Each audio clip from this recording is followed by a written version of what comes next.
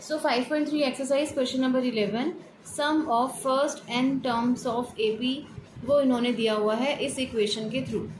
ठीक है, तो ये क्या है, sum of first n terms of A P, इसके थ्रू हम क्या करेंगे, सम है ये आपका। ठीक है, तो हम इसमें अगर हम एन की जगह 1 डाल दें तो हमारे पास क्या आ जाएगा, सम ऑफ फर्स्ट टर्म, तो वो तो 1 ही, मतलब फर्स्ट टर्म ही हो जाएगी ना, वो तो इनडायरेक्टली अगर हम बोले तो सम ऑफ 1 टर्म क्या होगा, फर्स्ट टर्म।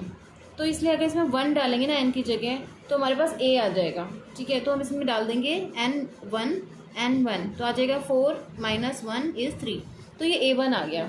अगर हम इसमें सम ऑफ 2 टर्म्स बोलेंगे तो वो सेकेंड टर्म नहीं होगी, वो हो जाएगी first term plus second term, तो वो a2 नहीं होगा, वो हो जाएगी फर्स्ट। अगर हम सम बोलेंगे तो अगर हम सम ऑफ फर्स्ट एन टर्म्स में n1 डाल देंगे तो हमारे पास a1 ही आएगा, मतलब फर्स्ट टर्म ही आएगी। ठीक है, अब हम क्या कर रहे हैं, सम ऑफ फर्स्ट 2 टर्म्स निकालेंगे इस इक्वेशन में n को 2 डालकर। सम ऑफ फर्स्ट 2 टर्म्स, क्योंकि ये है सम, ये किसका इक्वेशन दिया है, किसकी इक्वेशन दी है, sum of first n terms. तो आप अगर 2 टर्म्स का सम निकालना चाहते हो n की जगह 2 डाल दो, 3 टर्म्स का सम निकालना चाहते हो n की जगह 3 डाल दो।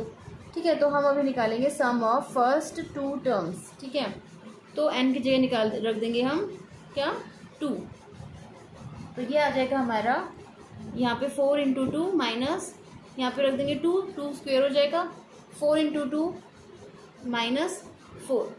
ठीक है, तो ये हो जाएगा 8 - 4 = 4। तो 4 का मतलब क्या हुआ, सम ऑफ फर्स्ट 2 टर्म्स, मतलब a1 + a2, a1 first term a2 second term, इन दोनों का सम आ गया हमारे पास 4। ठीक है, तो इसको हम ऐसे ही लिख सकते हैं ना कि 4 = a1 हमारा 3 आया था तो 3 लिख देंगे प्लस a2, तो a2 हमारे पास क्या आ गया, यहाँ से 3 को उधर लेके जाओ 1, तो a2 आ गया हमारे पास 1। तो इट मीन्स हमारा a1 आ गया 3, a2 आ गया हमारे पास 1। ठीक है, ये हमने यहाँ पे लिख दिया, a2 = 1, मतलब सेकेंड टर्म = 1। ठीक है, अब हम क्या करेंगे, अब हम d निकालेंगे। d कैसे निकालेंगे, a2 - a1, a2 है हमारे पास 1, a1 है हमारे पास 3, माइनस करोगे तो आ जाएगा आपके पास -2।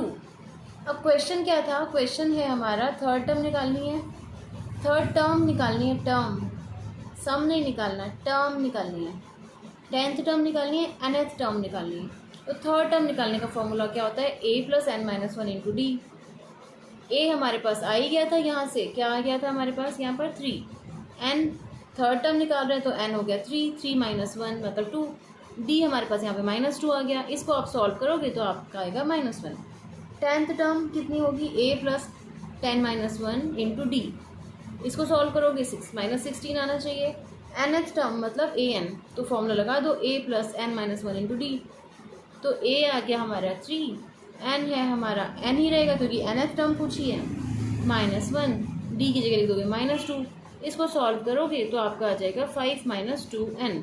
ओके, नेक्स्ट 12th में आपको क्या दिया हुआ है, sum of first 40 positive integers, sum of first 40 positive integers जो कि डिवाइड बाय 6, जो कि डिवाइड हो सके किससे, 6 से। तो इसका मतलब अगर हम 6 की टेबल बोलें, 6 मतलब 6, 6 × 12, 18, ऐसे करते करते वो सब 6 से डिवाइड हो रहे हैं ना, तो इसका मतलब यही है कि हमें 6 की टेबल 40 तक लिखनी है, वो हमारा AP होगा। ठीक है, तो 6 की टेबल अगर हम 40 तक लिखेंगे तो हम स्टार्ट कैसे करेंगे, 6, 12, 18, ये आपका AP हो जाएगा, है ना, यहाँ पर AP लिख देते हैं।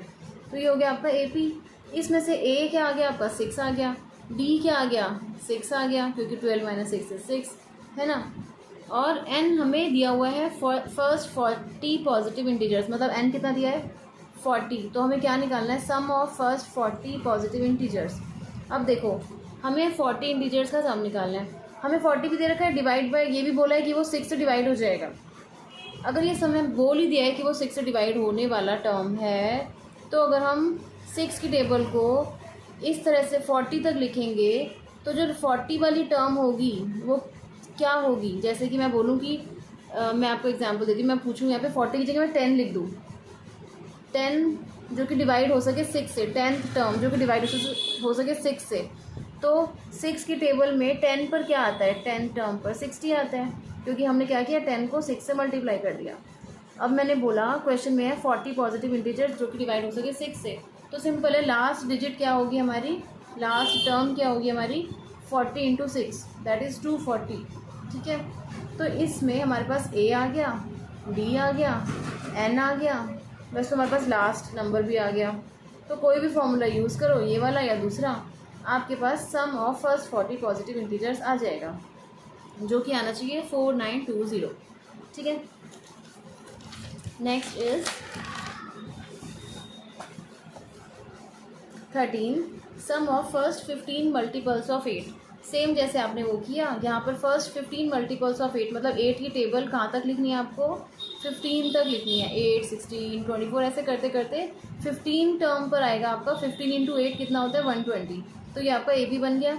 इस ए पी से हमें ए मिल गया, डी मिल गया, एन मिल गया 15 और लास्ट टर्म भी मिल गई।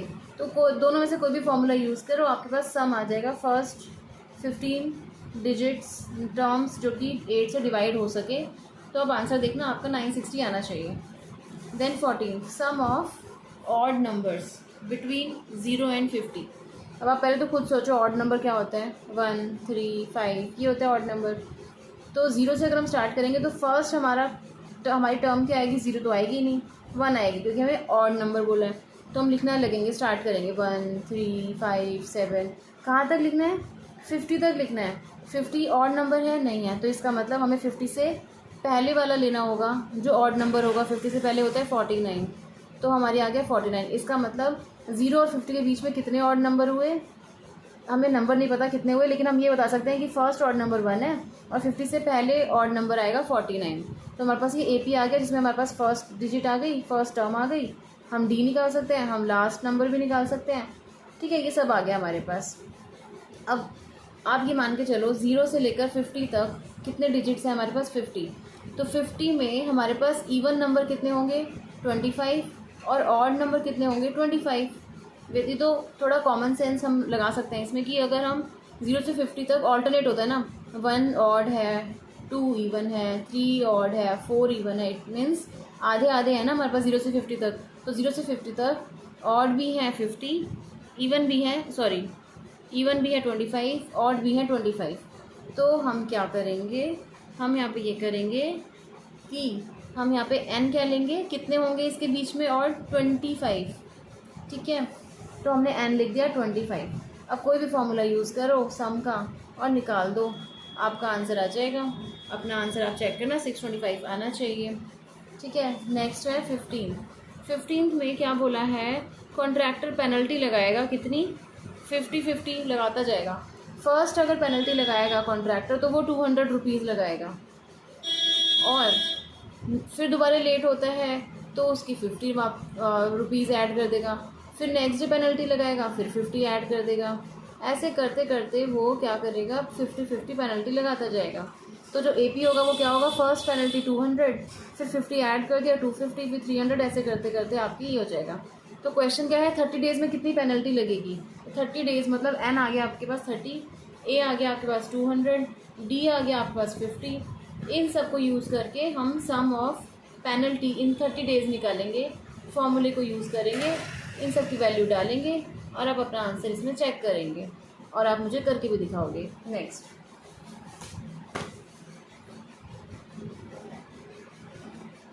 नेक्स्ट है आपका 16। आपको इसमें दिया हुआ है टोटल अमाउंट है प्राइज़ मनी जो होती है ना 700। अब इसमें 7 बच्चों को उनको प्राइज़ देना है, पैसे हैं मतलब रुपीज़ हैं उनके पास 700, 7 बच्चों को उनको प्राइज़ देना है। और उन्होंने क्या बोला है, अब देखो 7 बच्चों को प्राइज़ देंगे तो फर्स्ट का प्राइस ज़्यादा होता है, सेकंड का कम होता है, थर्ड का और कम होता है। ऐसे करते करते प्राइज़ मनी डिसाइड करते हैं। तो इस तरह से जो प्राइज़ मनी है वो डिस्ट्रीब्यूट होती है स्टूडेंट्स में। ठीक है, अब हमें यहाँ पर क्या बोला है कि कैसे डिस्ट्रीब्यूट करिए, वो हमें बताया है। एपी कैसे बनेगा, मतलब 20 लेस देन प्रीसीडिंग प्राइस। मतलब आपका फॉर एग्ज़ाम्पल आपका जो फर्स्ट प्राइज़ है, अगर वो, मैं अभी इसका नहीं ले रही हूँ, ये वाली टर्म नहीं ले रही जो इसमें यूज़ की है, मैं वैसे आपको बता रही हूँ। अगर फर्स्ट प्राइस को 1000 रुपीज़ मिले हैं, अगर फर्स्ट प्राइस को 1000 रुपीज़ मिले तो सेकंड प्राइस को हो सकता है 500 मिले, थर्ड प्राइस वाले को हो सकता है 250 मिले। तो इस तरह से कम होते चले जाते हैं। ठीक है, अब मैं ये हटा देती हूँ।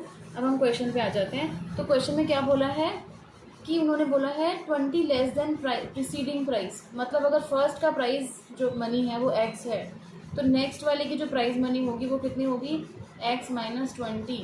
थर्ड वाले की प्राइस मनी होगी, उसमें से और 20 माइनस कर दो तो x माइनस 40, इसमें से और 20 माइनस कर दो तो x माइनस 60, इसमें से और 20 कर दो 80। ऐसे करते करते 7 तक लिख लो। फर्स्ट प्राइस मनी x है, दूसरे वाले को उससे 20 रुपये कम मिलेगी, फिर और 20 रुपये कम मिलेगी। ऐसे करते करते हमने 7 बच्चों का प्राइस मनी जो है वो यहाँ पे लिख लिया।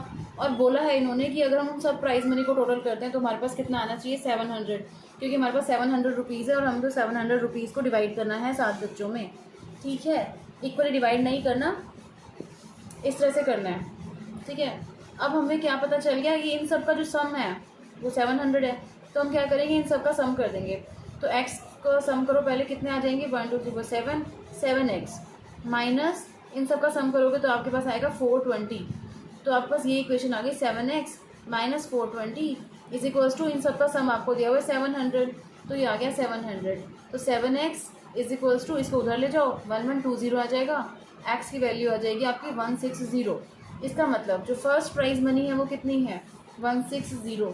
तो हम लिखेंगे hence cash price value of 160 rupees is for the first student. ठीक है, अब नेक्स्ट स्टूडेंट की कितनी होगी, नेक्स्ट स्टूडेंट की होगी x से 20 कम, मतलब फर्स्ट स्टूडेंट की हो जाएगी हमारे पास 160, सेकंड की इससे 20 कम 140, और 20 कम 120, और 20 कम 100, और 20 कम 80, करते करते करते 60 एंड 40 ये हो जाएंगे हमारे 7 बच्चे। 1 2 3 4 5 6 7 स्टूडेंट्स की आ गई हमारे पास प्राइज मनी। ठीक है, इसको आप हैंड्स करके लास्ट में लिख दोगे। देन 17th क्वेश्चन है आपका कि अगर हम प्लांटेशन कर रहे हैं क्लास वाइज, फर्स्ट क्लास के बच्चे 1 ट्री उगाएंगे, सेकंड क्लास के बच्चे 2 ट्री उगाएंगे, 3 क्लास के बच्चे 3 ट्री, ऐसे करते करते 12th क्लास के बच्चे 12 ट्री लगाएंगे। एक तो ये बताया है इन्होंने, और दूसरा बताया है कि हर एक क्लास के 3-3 सेक्शन हैं। फर्स्ट क्लास के 3 सेक्शन, सेकंड क्लास के 3 सेक्शन, सबके करते करते कितने सेक्शंस हैं, 3 सेक्शंस हैं। मतलब फर्स्ट क्लास के बच्चे अगर 8 ट्री लगाएंगे तो 3 सेक्शंस के मिला के कितने ट्री हुए, 3 ट्री हुए।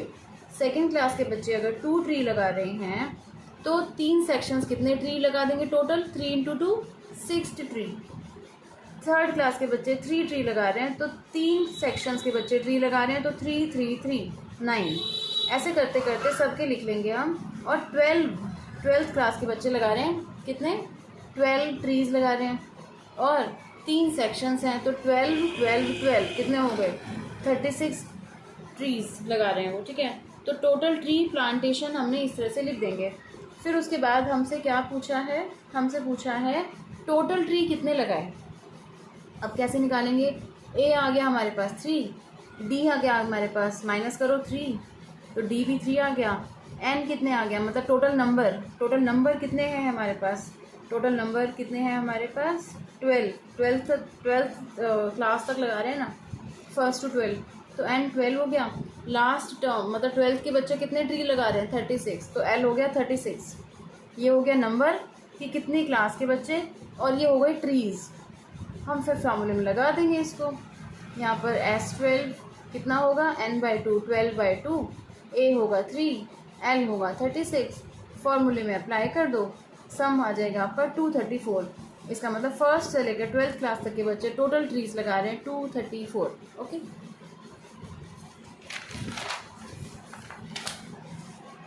नेक्स्ट है आपका, आप 18th क्वेश्चन पढ़ोगे और उसको समझने की कोशिश करोगे।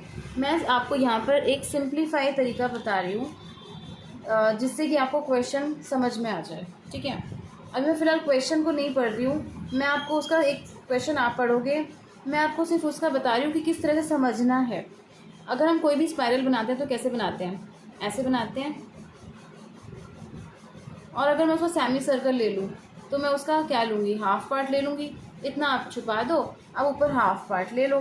ठीक है, अगर आपने उसका सेमी सर्कल बोला ना क्योंकि क्वेश्चन में, तो आप उसका इतना पार्ट दिखा दो, ठीक है। इतना पार्ट दिखाओगे तो जो फर्स्ट सर्कल है उसका रेडियस है आपको दिया हुआ है 0.5, फिर जो नेक्स्ट सर्कल है उसका रेडियस दिया हुआ है आपको 1, फिर जो नेक्स्ट सर्कल है उसका रेडियस दिया हुआ है आपको 1.5, उससे नेक्स्ट होगा 2, ठीक है। तो इसका मतलब है कि ए कितना है हमारे पास 0.5, सेकेंड टर्म है हमारे पास 1, थर्ड टर्म है हमारे पास 1.5, और हमें बोला है कि हमें सेमी सर्कल की लेंथ निकालनी है जो कि टोटल आपके कितने हैं 13 अगर हमारे स्पाइरल हैं तो उसका आपको सम निकालना है, टोटल कितनी लेंथ हुई सेमी सर्कल की, पूरा नहीं सिर्फ इतना, ठीक है।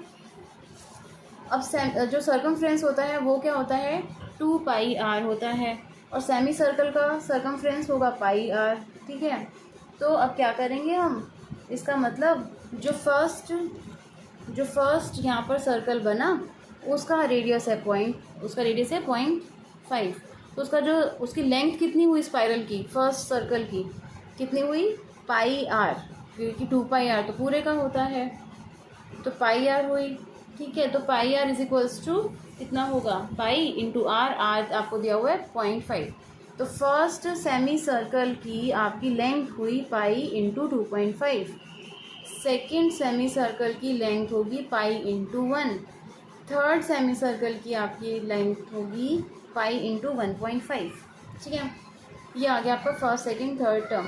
आप इनको अगर माइनस करोगे तो आपका डी आ जाएगा, तो आपका ए हो जाएगा पाई इंटू 0.5, डी हो जाएगा आपका पाई इंटू 0.5, क्योंकि आप माइनस करोगे तो 0.5 ही आएगा, एन हो जाएगा आपका 13, क्योंकि हमें 13 स्पाइरल सेमी सर्कल स्पाइरल का निकालना है, ठीक है। तो अब हमारे पास ए आ गया, डी आ गया, एन आ गया, सेम हम फॉर्मूले में इसमें पुट कर देंगे, और फिर उसके बाद जब हम इसको सॉल्व कर लेंगे लास्ट में आप पाई की वैल्यू डालोगे इसमें, तो आपका लास्ट में इसको सॉल्व करने पे आएगा 13/2 इंटू 7 पाई की वैल्यू डालोगे आप, यहाँ पर आप सॉल्व करोगे, आपका आंसर आ जाना चाहिए 143। 19th है आपका